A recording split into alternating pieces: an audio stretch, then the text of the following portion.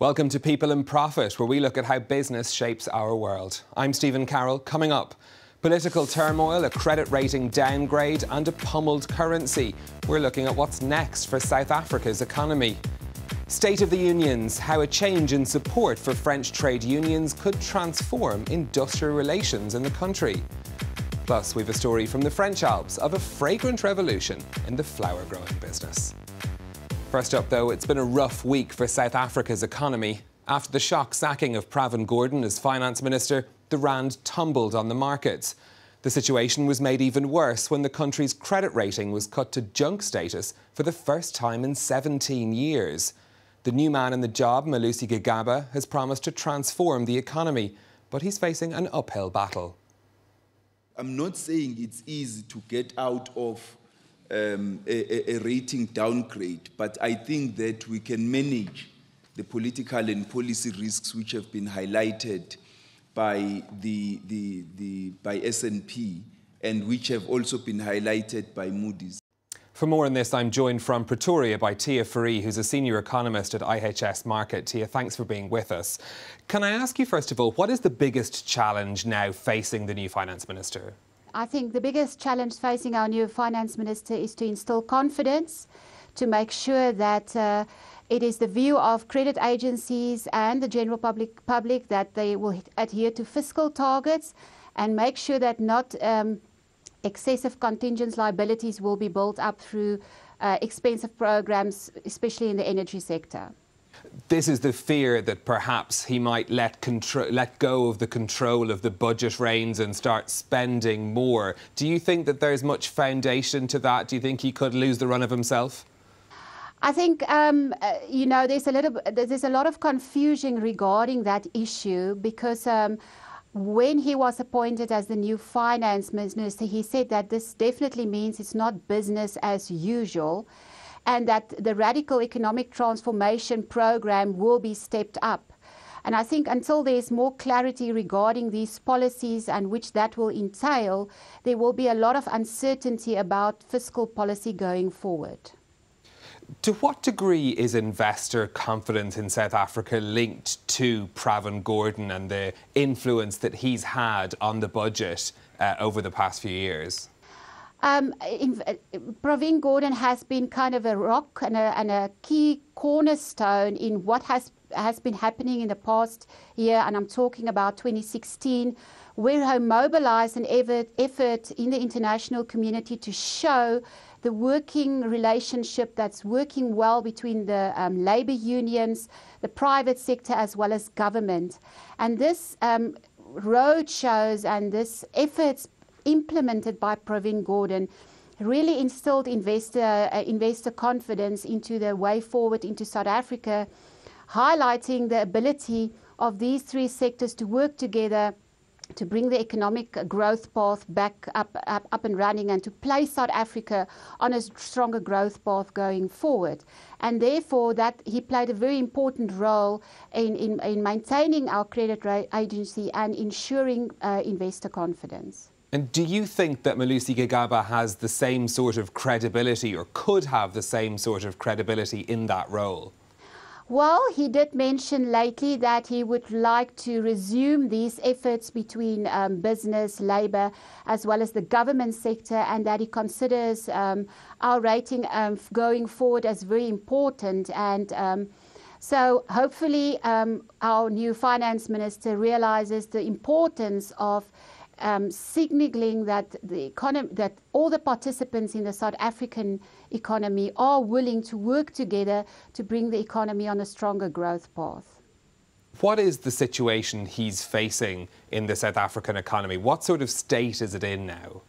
Well, we have seen very slow growth last year, recording 0.3% growth during 2016, which is exceptionally low, which means that the per capita growth in the South African economy was actually negative, and of course was a big concern for the rating agencies.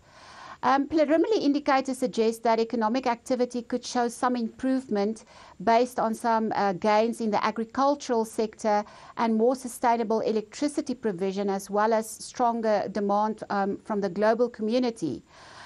However, this is a very fragile growth recovery and really depends on these green shoots. What South Africa really needs is sustainable fixed investment spending to improve our overall economic growth picture going forward. And without investor as well as consumer confidence, this will be very hard to achieve and to put growth above 2% in the medium term. Is there a danger that foreign investors could leave South Africa as a result of this recent turmoil? I think the biggest risk is if South Africa's local currency rating is being downgraded by Standard & Poor's in June, it means that there should be some forced selling of our local rand-denominated debt, which is owned by foreign investors. The owners of foreign investor ownership of rand-denominated debt is far more excessive than the external debt holdings or the external denominated debt by foreign investors. And therefore, if there is a downgrade of our local rating, our rand-denominated debt, it means that these investors will be forced to sell these assets and therefore could result in quite an aggressive outflow in capital from our markets. OK, Thea Fourie, Senior Economist at IHS Markit, thank you for joining us from Pretoria. Now, here in France, we're used to hearing about unions when there's a strike, but they also hold a privileged place in developing employment policy. There's fierce rivalry among the 5 leading unions that get a say in negotiations with employers and the government. Recent elections have seen the reforming CFDT overtake its more hardline rival, the CGT, to become the biggest union in the private sector. It's a shift that could change the tone of negotiations in the future, as Rebecca Rosman now reports. It's a revolution for French trade unions. The CFDT has become the leading group in the private sector, taking in just over 26% of the vote, knocking its rival, the CGT, off the top spot, with just under 25%. With the CFDT viewed as a reforming force in industrial relations, the union says the change is significant. The CFDT has proven its ability to make proposals and fight in negotiations in order to get results. The union won because it understands that employees expect concrete results, and if we don't get them, then we campaign.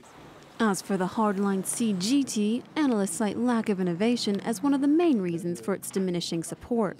The CGT hasn't adapted to globalization and economic difficulties. More than 3.5 million people in France are currently unemployed. Philip Martinez, who heads the CGT, says that despite the defeat, the union's priorities will remain the same. We lost a lot of votes to other unions, particularly the CFDT, so ensuring that we're the union for all employees is an objective of ours that's more important than ever. But it isn't a complete loss. When combined with the public sector, the CGT remains the leading union in France. The role of trade unions is deeply entrenched in French labour law, and it goes far beyond strikes. Kate Moody's been finding out more. Kate. Well, Stephen, 5 major unions are recognised as state trading partners. They compete for membership because it gives them more bargaining power when negotiating with the government or with company bosses.